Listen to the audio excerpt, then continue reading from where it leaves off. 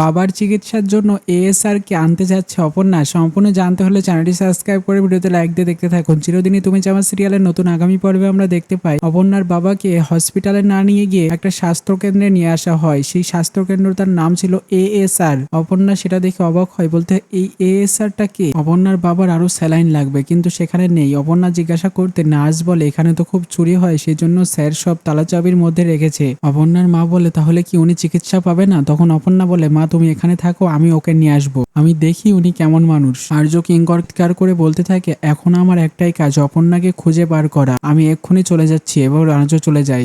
রাজলক্ষ্মী চিন্তায় পড়ে যায়, আর্য না থাকলে আমরা কিভাবে সামলে উঠবো সবটা। তখন নকল রাজনন্দিনী বলে চিন্তা করো না মা, আমি তো আছি, আমি বেঁচে আছি তো মা, আমি রেডি হয়ে আসি কেমন। তখন রাজলক্ষ্মীর মনে সন্দেহ জাগে, হঠাৎ করে ওর এত পরিবর্তন। এমন তো নয় যে অপর্ণা যা বলেছিল ওটাই ঠিক আর আমি যা মনে করেছি সেটা আসলে ভুল। আসল কথাই তো সেটা, রাজলক্ষ্মী ম্যাডাম ভুল করছেন। তো কেমন লাগলো কমেন্টসে জানিয়ে এখনই সাবস্ক্রাইব করে আমাদের ইউটিউব চ্যানেল। ধন্যবাদ সবাইকে।